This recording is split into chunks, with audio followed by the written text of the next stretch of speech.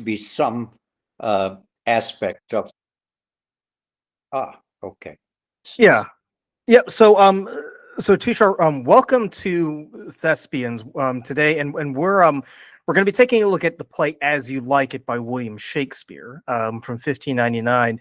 And I gotta say, like this is one of those plays that everyone's heard of, but they haven't actually seen. It's not like the heavy hitters like Hamlet, where everybody can, is familiar with that one bit, the guy with the ruff and holding the skull and saying, "Alas, poor skull," or the famous "To be or not to be." Of But course. what a lot of people don't realize, because think about it, everybody has heard that phrase, "All the world's a stage," right? Right. It even made it into a Madonna song where she sings "All the world's a stage." And I didn't realize this until recently. That line actually comes from "As You Like It." Um, Indeed. so so "As You Like It" is a pastoral comedy, as we discussed prior to recording, and it compared to the plays that we've discussed recently, this is a very simple play. Really, it's not overly complex. It's not full of machinations or any deep psychological trauma that people are trying to overcome. It's just a feel good comedy.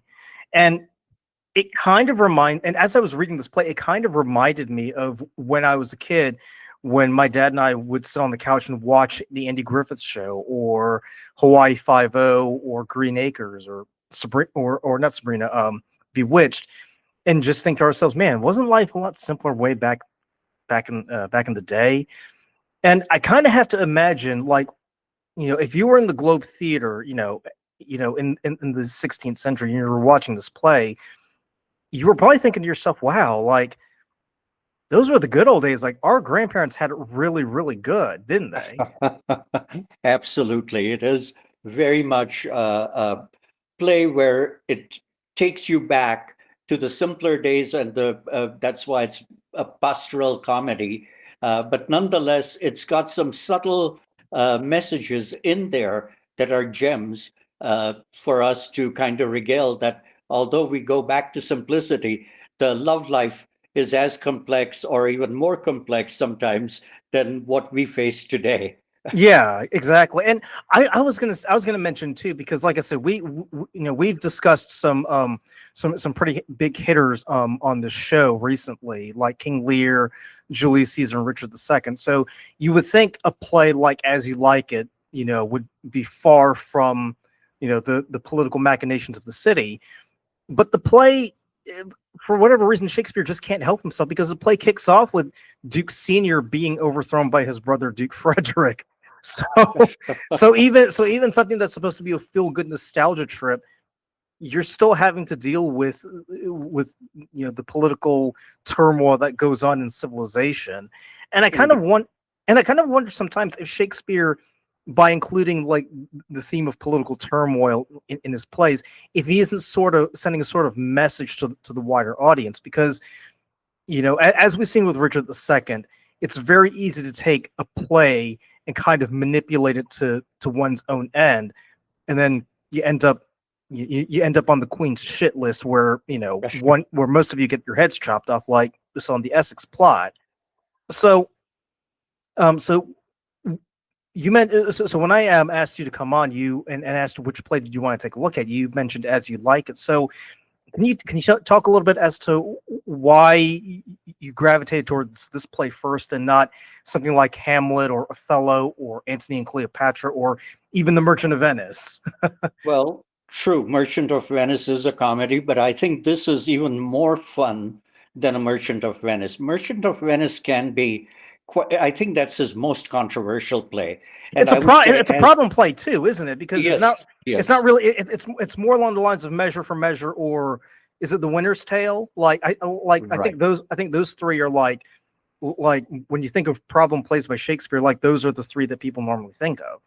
I won't consider Merchant as a problem play quite as much as the other two we mentioned. Measure for Measure is perhaps the most classic example of his problem plays. Right, Uh, right. but we're not discussing that. That happens to be my favorite Shakespeare, along with Lear. But Yeah, let's come back to this one. yeah. The fun part of this play, I'm sure you have heard that the part of Jaques was played by Shakespeare himself. I did not know that. Yes, and so writing the wonderful soliloquy of uh, Jaques, which takes you through the stages of life, and I've performed it, and I've had my students work with it, and I think vocally, it really takes you through the wonderful way of the way he's worded that monologue is Mhm. like an actor's dream to do vocal acrobatics Now, now, now, from the which child. now which monologue are you referring to? The Uh, famous "All the World's a Stage"? Yes, all the Okay, world's a stage. okay. Let Yes, me pull that up here. So yeah, and it's such a solemn piece. And if you think about Jake is probably the best character to phrase it, because if you gave it to Orlando or Rosalind, it wouldn't have the same level of gravitas, right? right. Um, so can you talk a little bit? What is it about that monologue in Jake Wiz that you find so appealing? Because you did mention that Shakespeare, may or may not have written it for himself to perform on the Um, stage. if we go back to Hamlet and how the players that what they'll do, the pastoral comedy to tragedy to dramatic, but don't overplay the role. Hmm. And here he gives himself the player's advice in that monologue, where I don't have it in front of me, but I'll do it from memory, where he Okay. starts out with mewling and puking as a child, and then as an old, aged man where his pantaloons are going loose and he can barely finish with his breath the last couple of lines. So the Hmm. beauty of it, going from that high pitch, mewling and puking, all the way to the gentle old grandfather who's barely keeping his pants on as he gets up and walks. So I think there's a visual beauty in that. And of course, most actors milk it for everything there is. But my favorite, absolute favorite, is Rosalind's epilogue. Hmm. What a brilliantly crafted, even today, it holds resonance. Uh, that it is not the fashion to see the lady, the epilogue, but it is no more handsome than to see the Lord, the prologue, and contrasting the sex roles. And I think this is the only epilogue in Shakespeare's play that is done by a female. Yeah, because another famous epilogue that I think of, or I should say, closing monologue, is Puck at the end of Midsummer Night's Dream. Absolutely. Um, but but And Puck could be played by a female, by the way. And I've seen yeah. excellent productions of that by a female. Nonetheless, Rosalind's monologue is even better than Puck. And I actually performed Puck's monologue for for a national competition while I was a sophomore student in Hmm. my many decades ago. And it's a fun monologue, but this one is just so beautifully crafted. I had the pleasure of seeing it. I'm forgetting the name of the actress at Royal Shakespeare Company, and she delivered it so charmingly. Hmm. And she actually just went up almost up to the people in the audience and talked to different parts of the audience as she goes along, and praising uh, the ladies as well as the gentlemen. And I think it's just a fantastic prologue. And of course, at the end, she says, uh, you know, when I curtsy, bid me farewell. And of course, she's asking for applause, same as in some other monologues we see, or prologues, sorry, epilogues, that, Hmm. even Puck is asking that give us an applause. And Rosalind does it in a more ladylike and charming fashion. And I think this monologue is a classic. Obviously, overly performed in auditions, but otherwise, most people don't know that this is a brilliant monologue where it breaks the tradition of male doing epilogues and prologues. Uh, so this is my favorite epilogue of all Shakespearean plays. Well, another thing too is since we're talking about Rosalind, Rosalind is by far one of the most famous heroines in the Shakespeare catalog. Really. Absolutely, Okay. absolutely. She and there is a critique that wrote in analyzing that he based Rosalind on his eldest daughter Susanna. Really. Yes, yes. I'm forgetting the name of the scholar who implied that, but there are references that Rosalind is very much like Susanna in her spirits and her vibrance. Yeah, because Rosalind's very headstrong. Yes, Because at the beginning of the play, Duke Frederick is like, well, I don't really know how I feel about her. I got to get rid of her because she she's not someone I want ruining the vibe at my court now that I'm the Duke, right? Um, right. and what I and I want you to talk about this too because Rosalind does something that is quite extraordinary because Celia when she and Celia go off into the forest of Arden, right, to go look Mhm. for Duke Senior, um, Celia, she still plays female. She just goes by a different name. I think it's Arena or something like that. Uh, But I'm trying to think. You know what, my memory with age is slipping. But yes, she does. They do. Of course, they change their names as yeah, they hide their gender. yeah. Or sorry, Aliena. Sorry, Aliena. But Rosalind does something quite extraordinary. She doesn't change her name. She changes her presentation. So she basically cross dresses, right?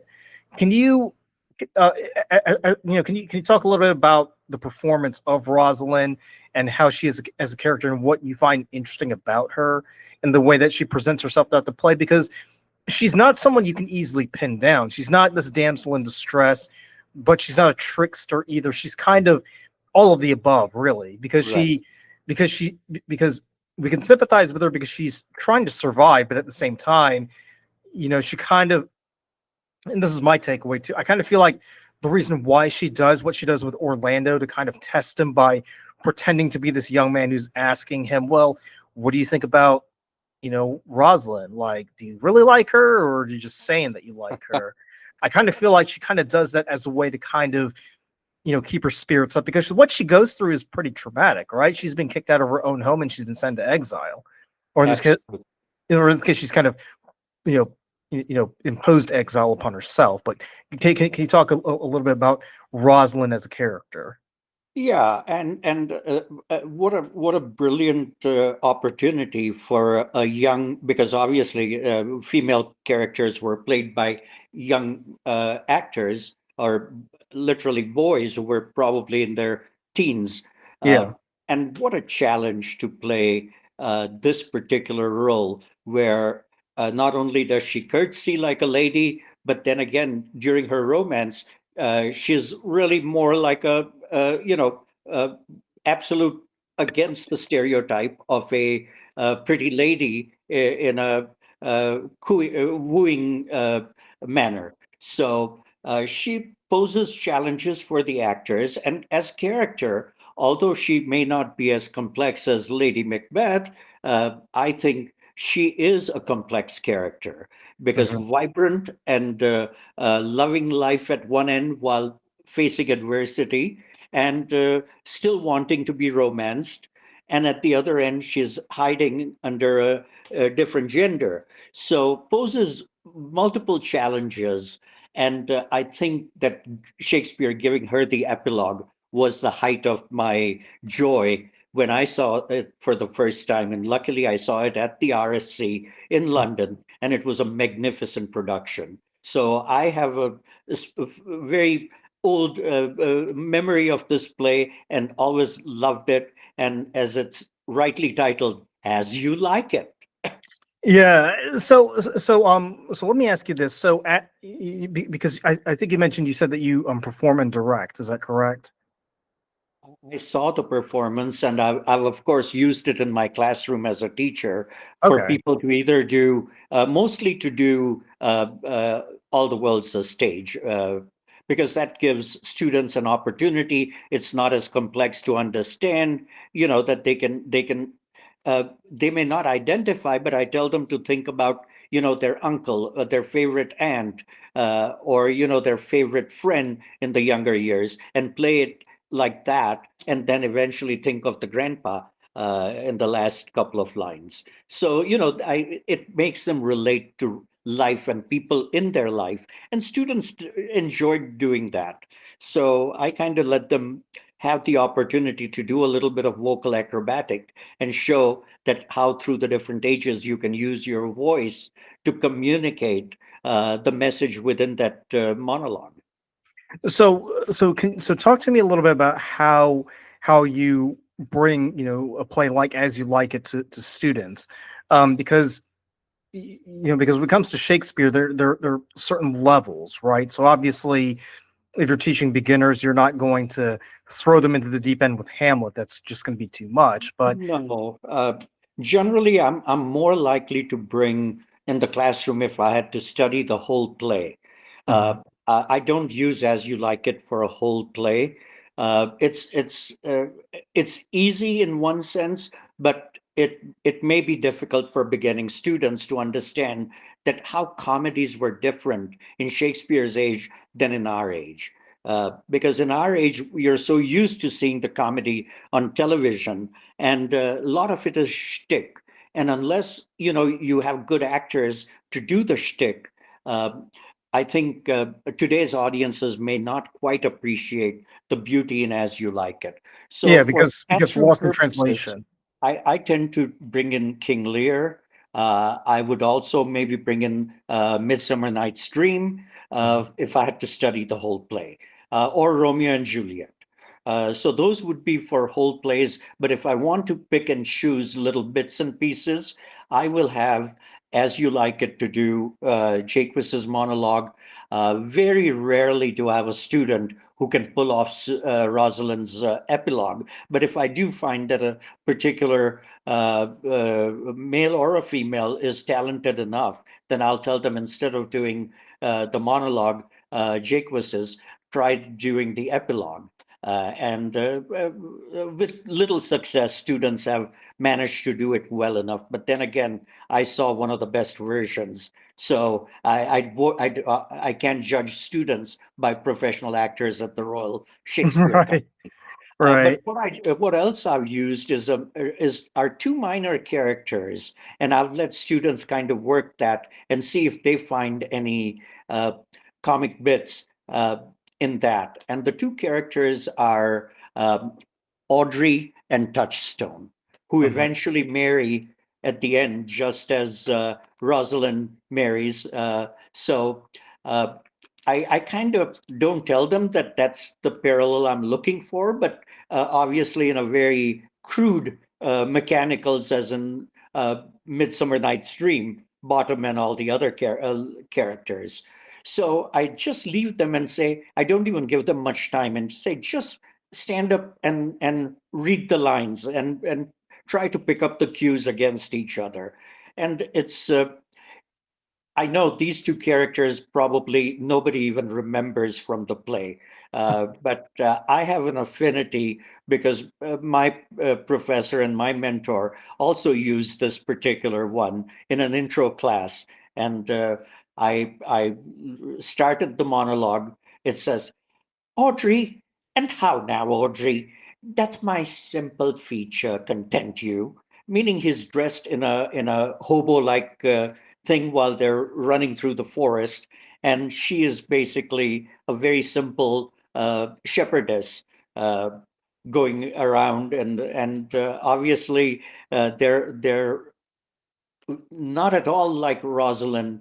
Uh, Yet the romance between the two runs very parallel to the main character's romance. And the couples again marry together at the end, which of course the students don't know yet.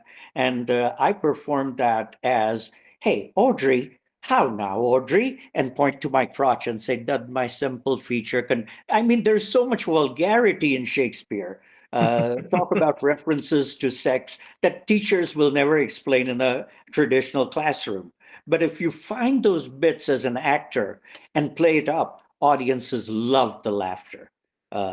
that oh, Shakespeare was that crude? Yeah, absolutely. There are bits that would be censored today on television or on stage uh, that were good humor in Shakespeare's days, and they got away with it.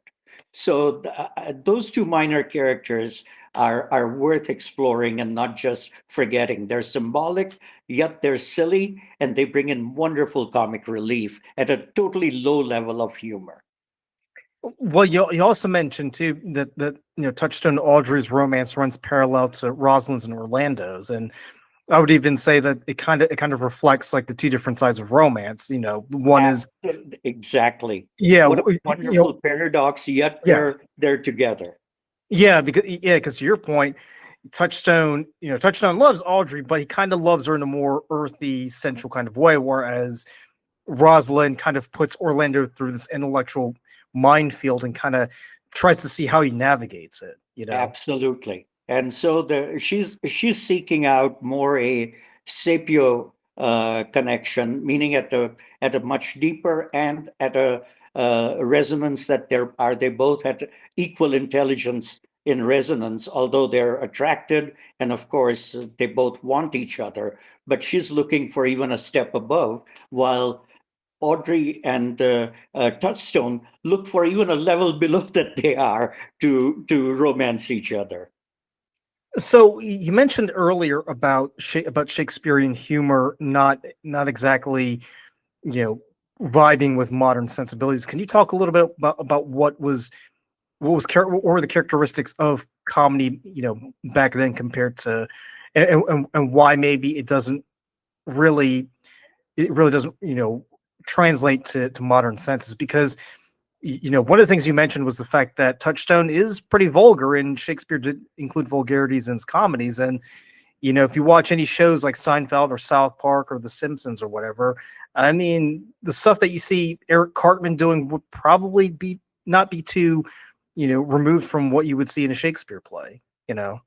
Let me clarify. I think Shakespeare's humor works even in today's audiences. It's just that teachers and scholars have ruined it for us to go and appreciate that humor.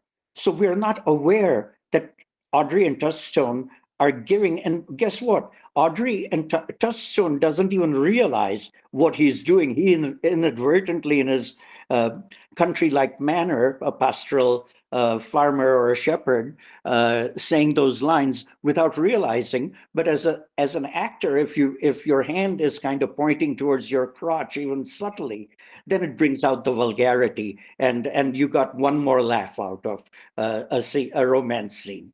Hmm. So I Yeah. look at it from a teacher's and a director's point of view. I'm more a director than an actor, but I do like to play bit parts once in a while. And if I had the opportunity and if I was younger, I'd love to play Touchstone. Well, that kind of reminds me of what Colin and I talked about a while back, where people are, they experience Shakespeare through the academic filter, not the, you know, theatrical filter, right? Which kind of makes people think, oh, well, Shakespeare's just a boring old guy who just wrote a bunch of plays.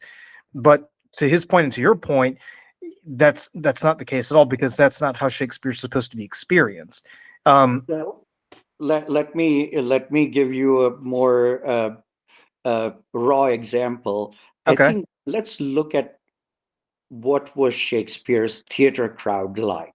Hmm. First of all, the plays were performed in the afternoons, and who could spare the afternoon times? The lords and ladies, because they wanted to be seen at the theater, not necessarily to look at plays, but also to have a little fun in the afternoon. And they were wealthy and could, so they would be seated upstairs. Uh, and they had and downstairs in the pit were the groundlings who were standing, and that was for less than half a penny, Hmm. the for the groundlings.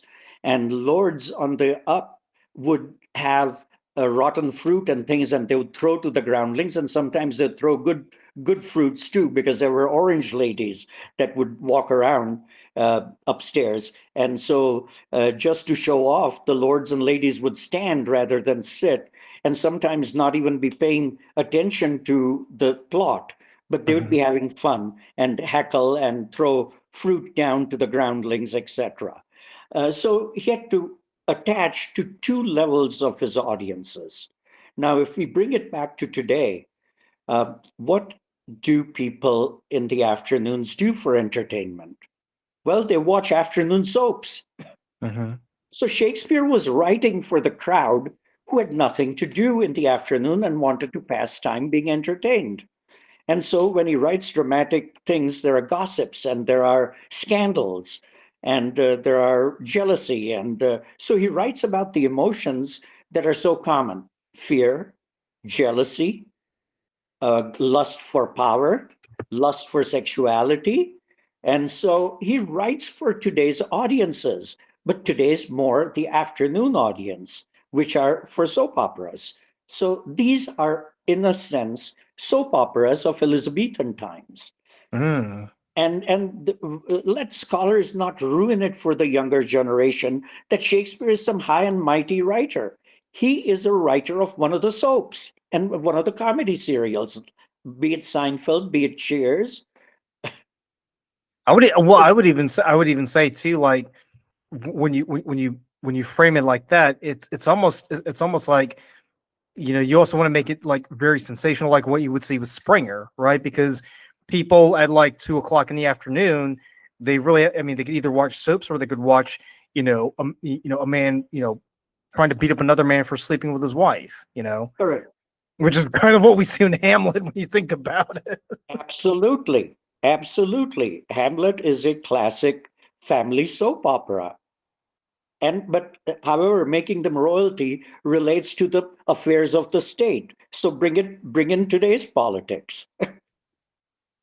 And are we not that far from, Yeah, and today's so I chaos? so when you frame it like that, it kind of makes a little bit of sense because when I was because like I said, when I was reading the play, it made me think back about all the shows that I used to watch as a kid that were made in the 50s and 60s.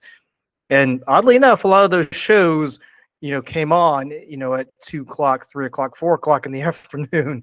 So it kind of, it kind of makes sense. And in a weird way, some things haven't really changed as, that much since And then. I'll give you one more example of reruns of comedies shown in the afternoon, which people love.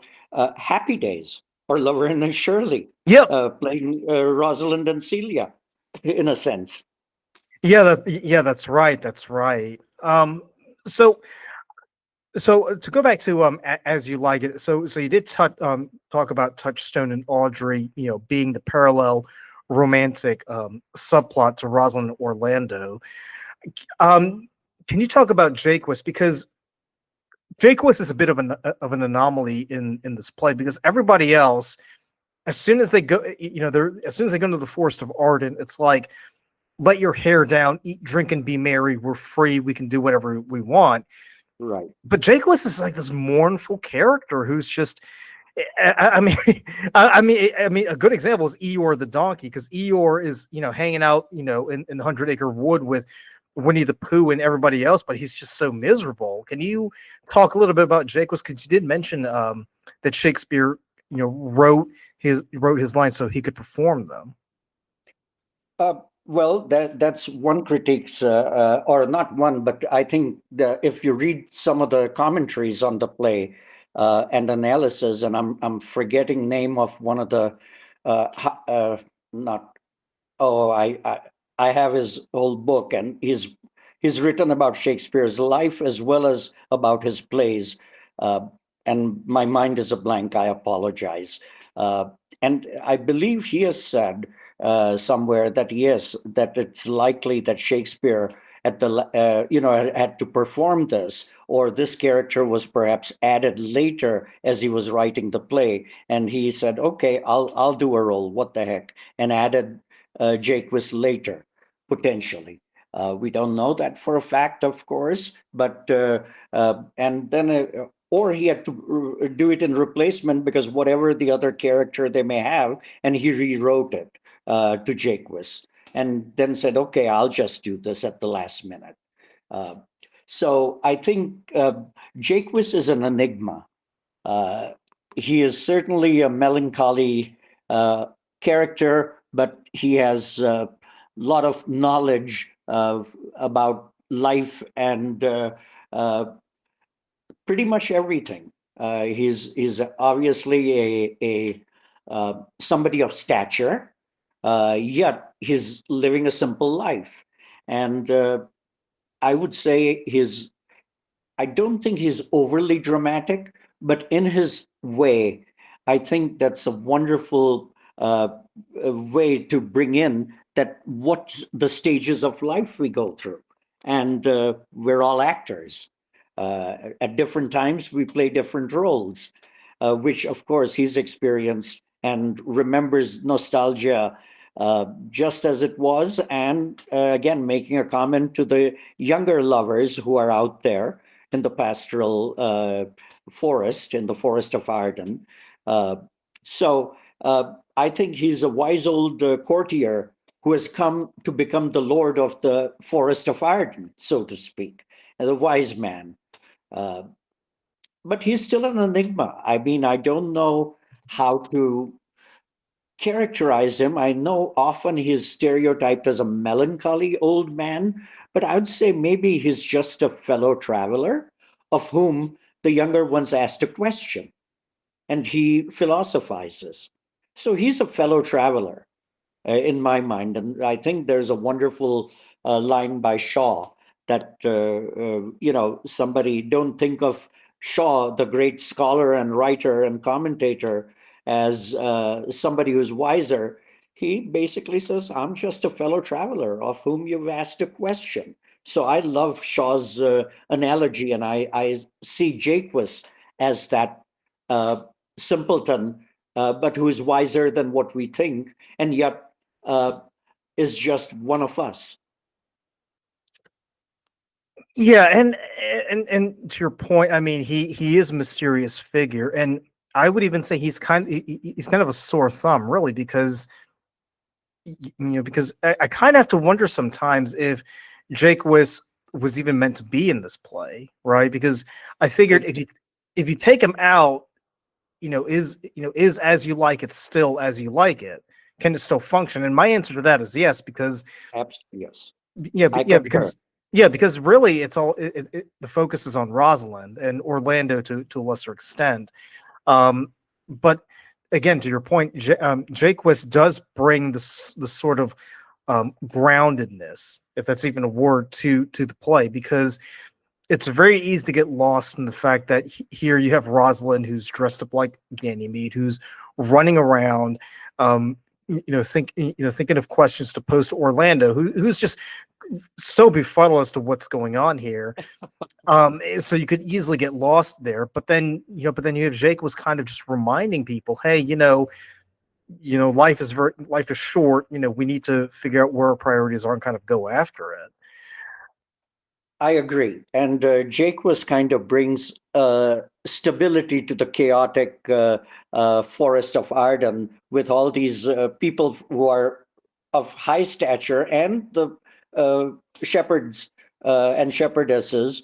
Uh, and he's kind of the wise man, middle ground, making sure that things don't become more chaotic or there's no more ill experiences of life that sprout out. So he's an anchor, so to speak, in the forest of Arden.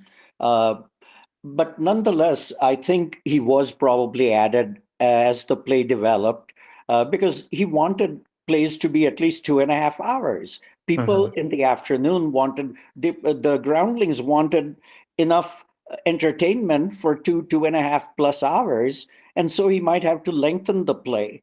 And Jake was a good addition, I think. Also, Shakespeare, let's remember, he knows stagecraft very well. Mhm. Uh, and he may have added certain scenes, little interludes or monologues, so that in the background the main actors can go through a costume change or a set change as needed for and that's why often a scene is added For example, in the Scottish play, the porter. The reason why the porter is added with that wonderful dialogue and a monologue in there, and humor in between the track, so that the blood can be wiped off for them to enter again in the following scene. So Shakespeare is a genius at stagecraft, not just writing, but he knows that, hey, I'm going to need costume. What do I can't have a 4 minute pause while they do all that or a set change. And so he cleverly puts in these little episodic or characters that come and do something while either the set or costumes or something is changed in the background.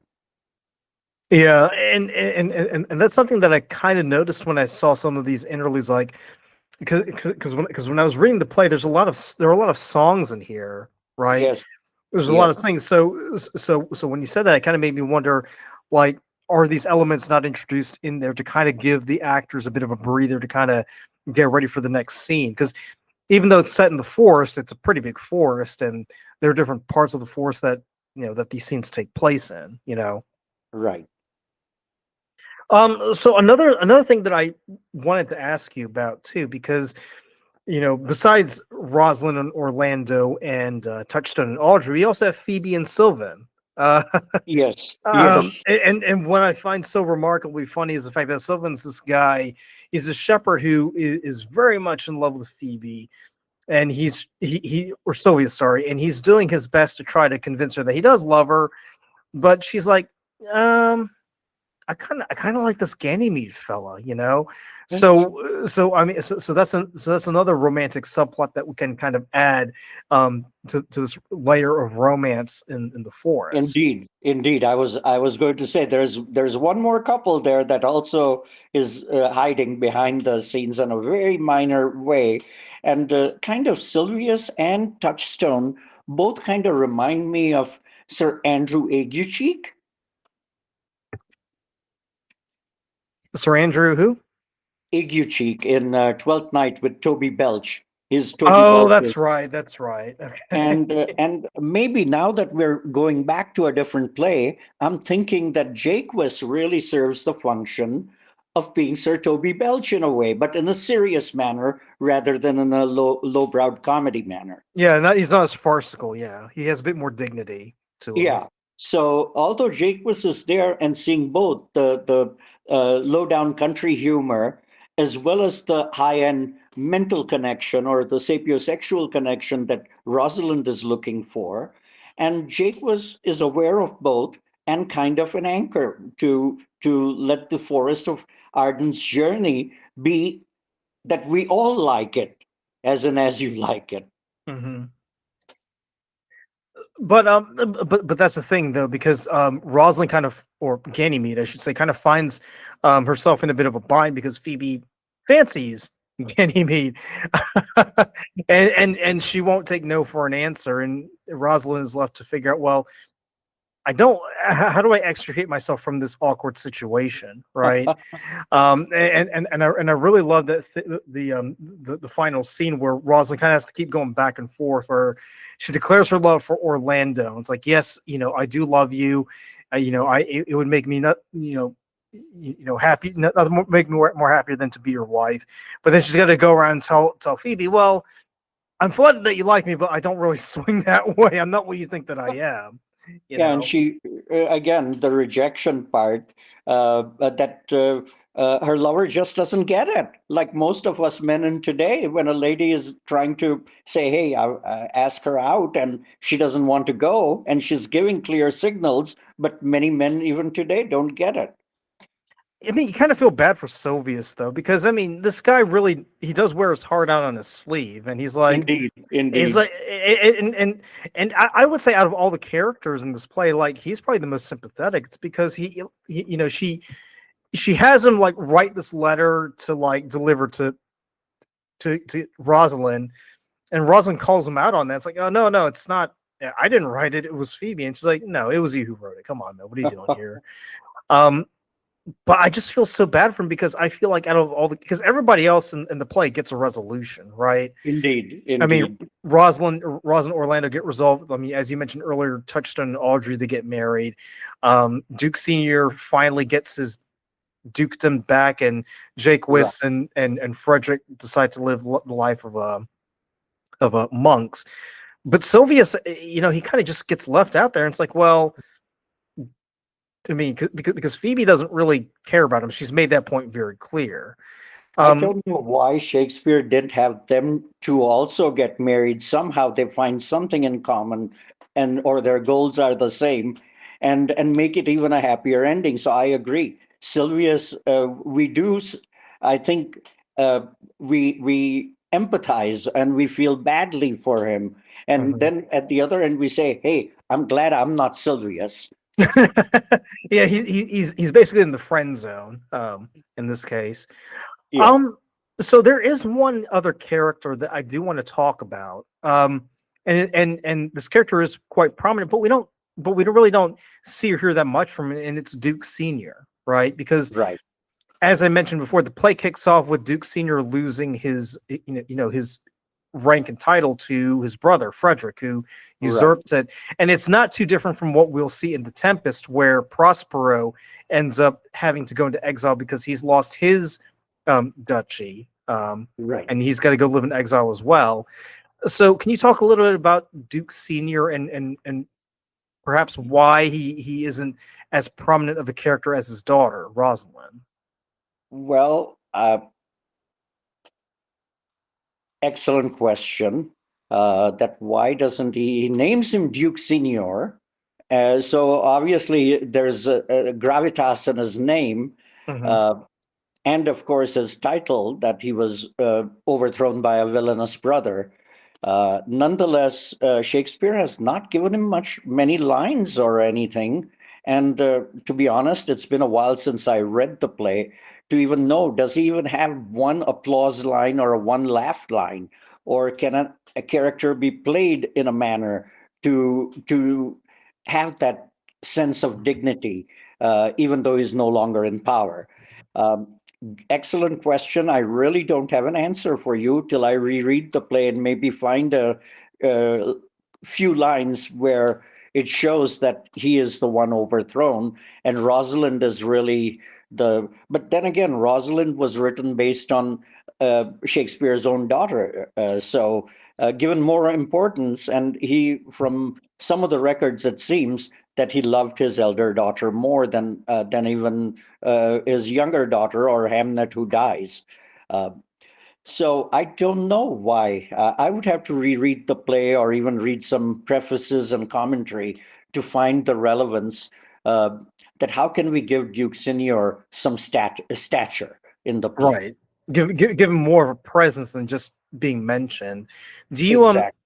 do you think Shakespeare sort of saw himself or imposed a bit of himself into the character of Duke Senior? Huh. These are all excellent questions. I never even gave him. I mean, I gave a lot of thought to Phoebe and Touchstone and Sylvius and Audrey, but I've really not given much thought to. Hey, I don't know how I missed it as a It's teacher weird, isn't it? Like it's so and weird. as a theater director, I don't know why I missed totally this one, but then again, we're humans, and the play in itself gravitates so much to Rosalind, uh, and Celia too. We kind of feel that she didn't really have to leave and abandon, but she does it for her cousin and the love that they two have as sisters. Uh, but yeah, I've not given any serious thought to Duke Senior. Um, Hmm. I don't have an answer till I study it further. But let me add one more thing on Rosalind.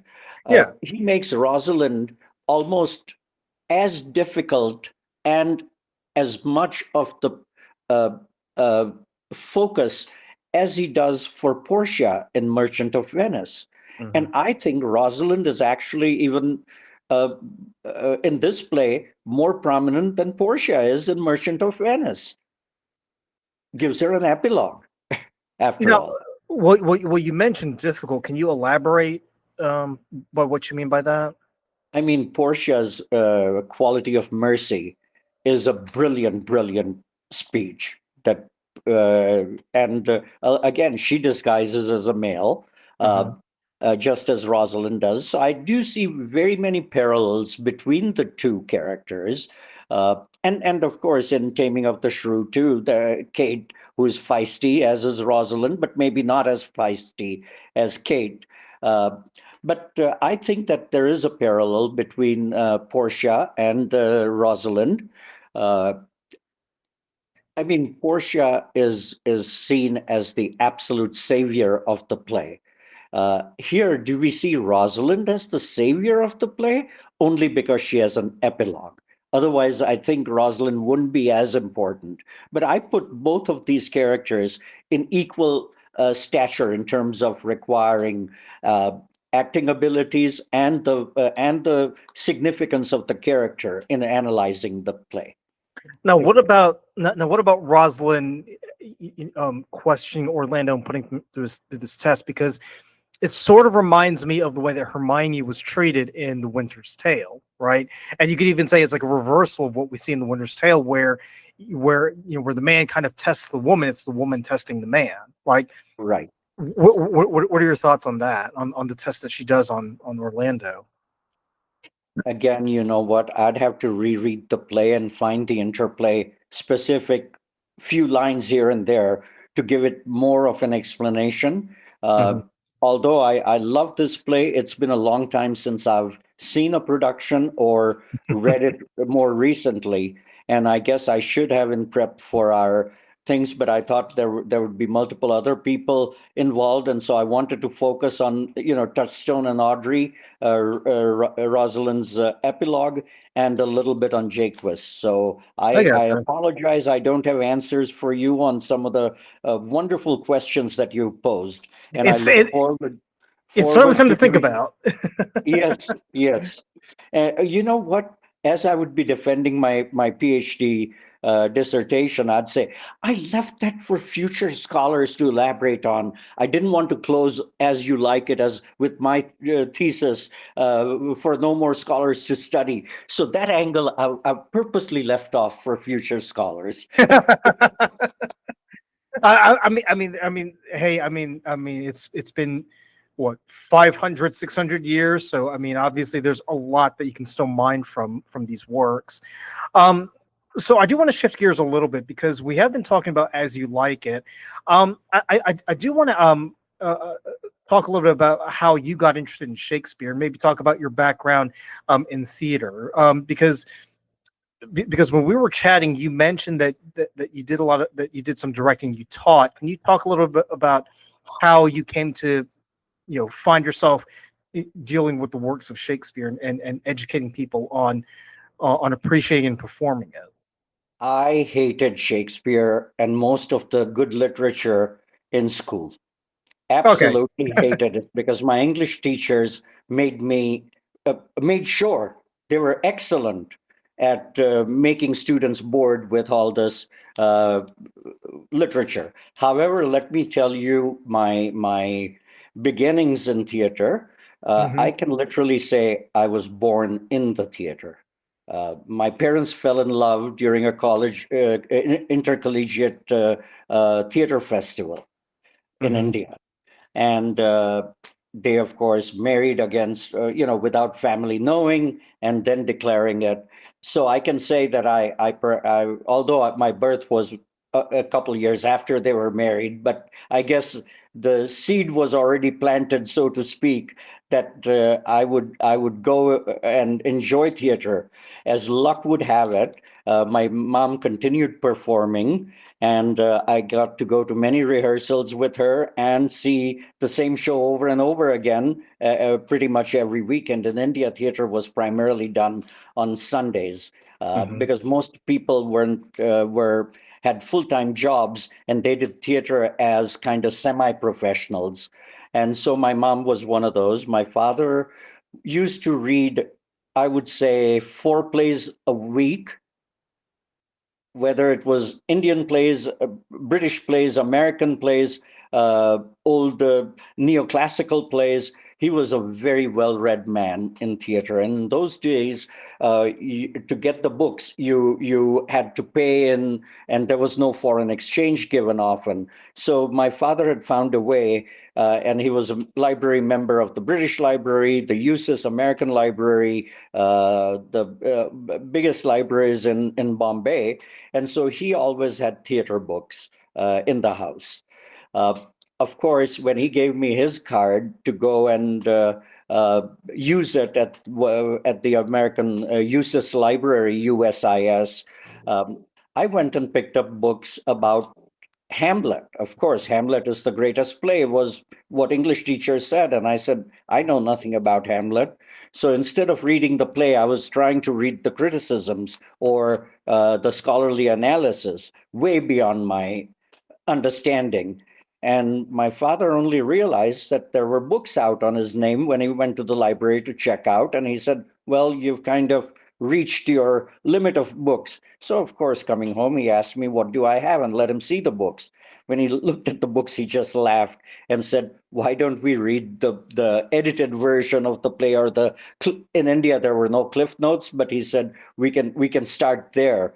And so he kind of honed me in loving literature of any kind, whether it be in our mother tongue or in English.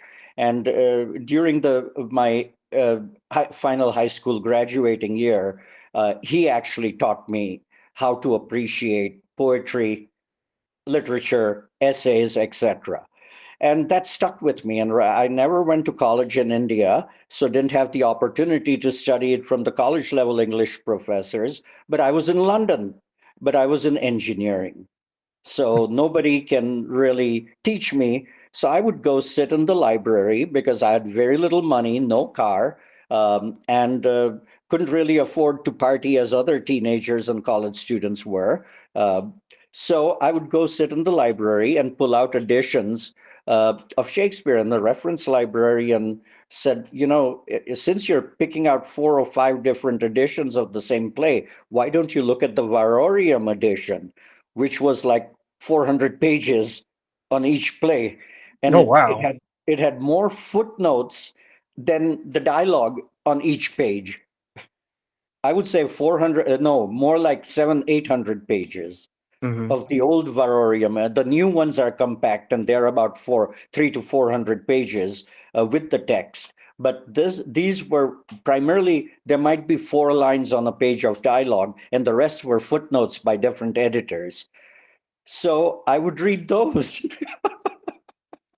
without still understanding fully. But in London, I got to see with my student ID, half hour or 1 hour before the performance, they would sell tickets to unsold tickets to students for 50 pence, or standing room tickets for 25 pence at the Old Vic or the National Theatre.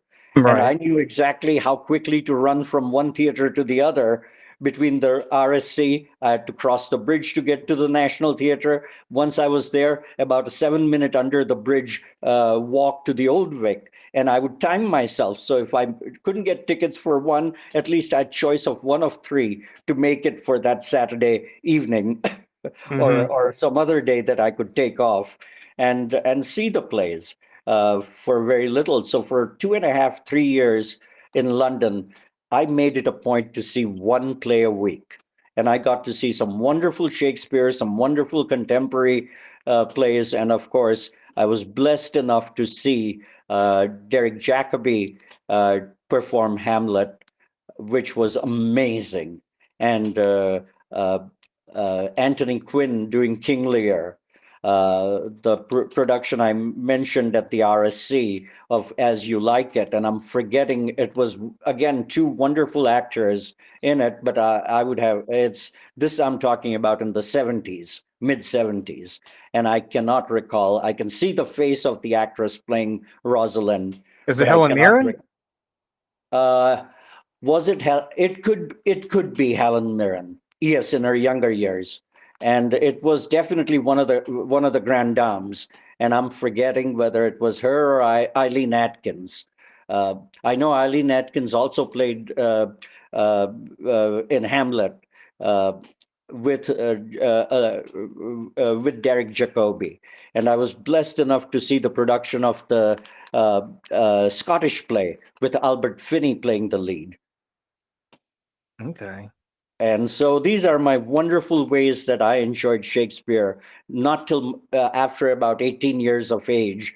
Till then, I hated everything about literature or theater. Of classic of theater as in Shakespearean theater. I loved contemporary theater because I was seeing that on a pretty much every weekend Right. throughout growing up in India.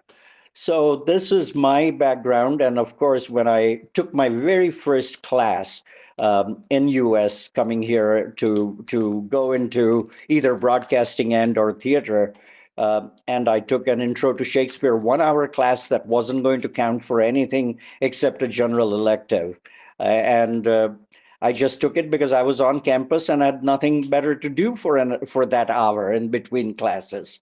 So I took that class, and that's where I found my mentor, the great, wonderful, wonderful teacher, Dr. Van Valkenburg, who loved Shakespeare. And he introduced me and made sure that I was articulating and was precise in my iambic pentameter. He worked me for a freshman. He worked me like I was a grad student, and that's where the credit goes. Later, as I was working on my graduate studies, I assistant directed and stage managed Henry IV Part Two, which was again a wonderful experience under my second mentor, Dr. Gussoff at Eastern Michigan University. So that's why I love Shakespeare and I love theater of any kind.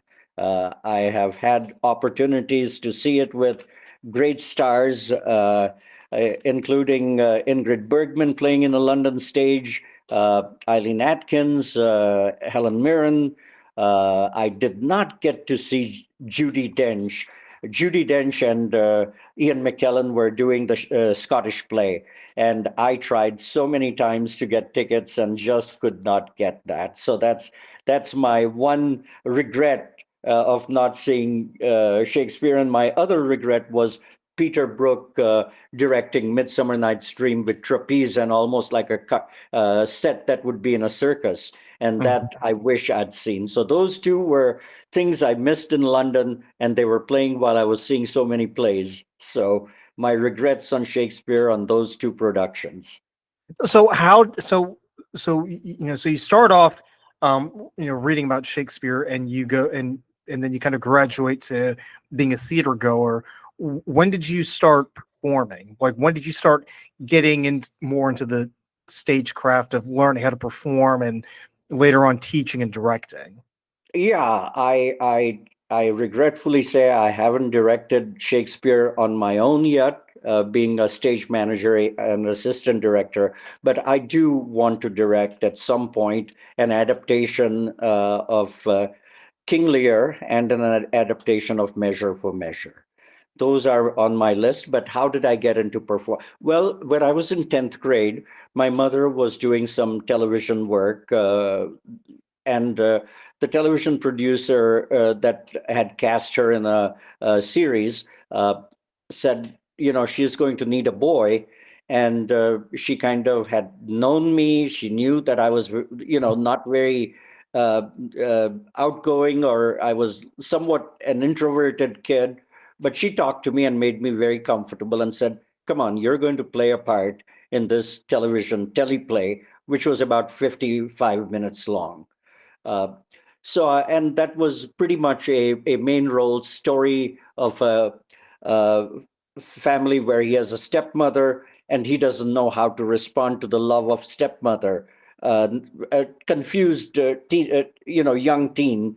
So I played that part, and uh, luckily, my not only my parents praised me, but the other television viewers and the cast and crew thought I did a wonderful job. So I said, okay, I'll think about it. I'm still too scared to perform. And in India at that time, editing was very limited. We hardly had technology. So we were trying to shoot the whole play in one take after multiple rehearsals. And we managed to do it without any major errors.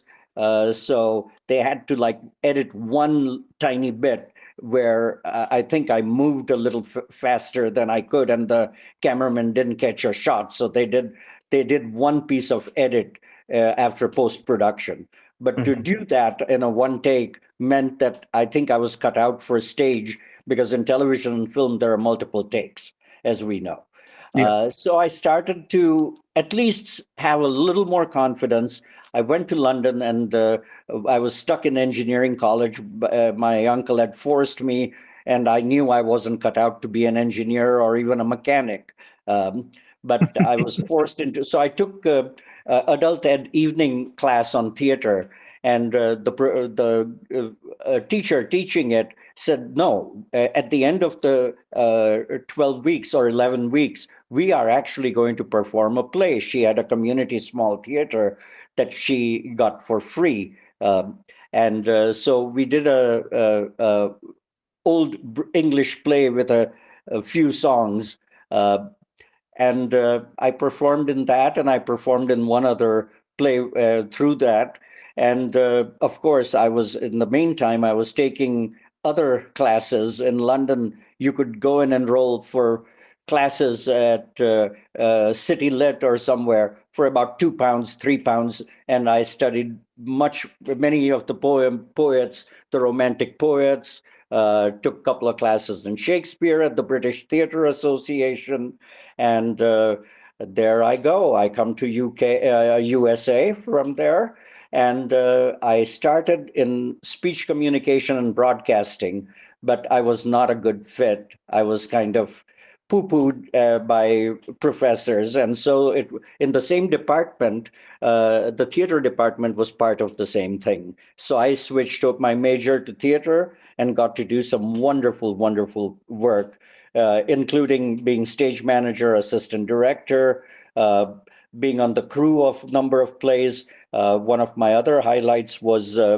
being an AD and stage manager for Long Day's Journey into Night, which in very uh, really not that different from a Shakespearean drama. Uh, Hmm. and so I did that. I did Henry IV. In the meantime, I was seeing many more performances, especially the BBC had just done a series doing the entire canon of Shakespeare's plays, which I think are great renditions for beginners to start watching. And most libraries actually have those DVDs or videos. So I urge people who are just starting out or want to appreciate Shakespeare, that's a good start to start watching the BBC's canon of Shakespearean plays. Uh, and I've loved the series. I've studied about 24 out of the canon of Shakespeare's plays, either read multiple times or seen them multiple times, and love it, love it, love it. And I would have to say, King Lear is my favorite in the sense that it's so simple. You can start out freshmen or even high school students on that, and yet it is an extremely complex psychological play. And I want to direct it with only a cast of 3 or 4 actors playing uh, and focusing primarily on Lear and Gloucester. Uh, Hmm. the blindness versus insight, that even after having eyes, Lear couldn't see, and after losing his eyesight, Gloucester can still give words of wisdom and keep the cosmic order, so to speak. It's kind of like Oedipus in a way. Yes, very much so. Very much so. So, yes, bringing in the Oedipal complex, I want to do an adaptation of King Lear. And I think it is a contemporary. I love the version Kurosawa did as Iran of King Lear, which is brilliant.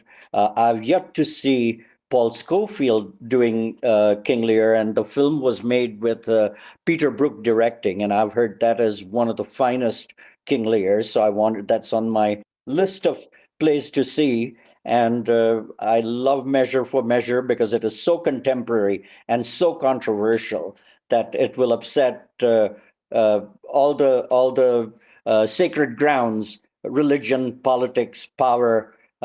It leaves nobody behind. It's an equal opportunity offender play. Hmm. I mean, that's So Yeah, that's definitely a play we can definitely revisit later on I Yes. because because even though we already did a review of it, I feel like there's a lot of ground that we could still cover on that. So, so one last question. So you said that you've done work as a station as an assistant director. What would you say would be the most important lesson that you've had to learn, in working at, within that capacity in theater? Because I've asked a lot of people and they've told me a lot of different things, time management, communication, and all that stuff. What would you say is probably the biggest challenge or the biggest lesson that you learned, while working within that role? Well, being an introvert and not being a bubbly person and speaking my mind as I see it without realizing what the repercussions might be, I think theater is all about teamwork. Whether Hmm. you're working on a costume crew or you're simply keeping inventory of props in the backstage or you're playing the lead, unless every team member puts their best effort, beyond the best effort, theater doesn't happen. And why do we do theater? It's for the audience. We should always remember that I don't care about my ego or my best friend playing the lead and cheer him on. It's really looking at it from the audience's point of view. And Hmm. therein comes the communication that let's see the performers who represent the characters convey the pain, the agony, or the fun of romance and vibrance to the audience, that we awaken the audience's mind, recreating those images so vividly that the audience is entertained and they come out with a positive outlook, even in a tragedy. Right. Well, Tushar, I just want to thank you so much for taking time to be on the show. Like I said, I really enjoyed talking to you, and I actually did enjoy stumping you with some pretty good questions. So hopefully we can revisit that and we'll have an answer by that point. Well, Um, you only asked me simple questions. No, no, you were excellent in your questions where I was stumped on at least a couple of them. So I love that when I'm stumped, that means I better go reread the play and at least have answers for me, even though we may not discuss those again, but at least we can have a rapport.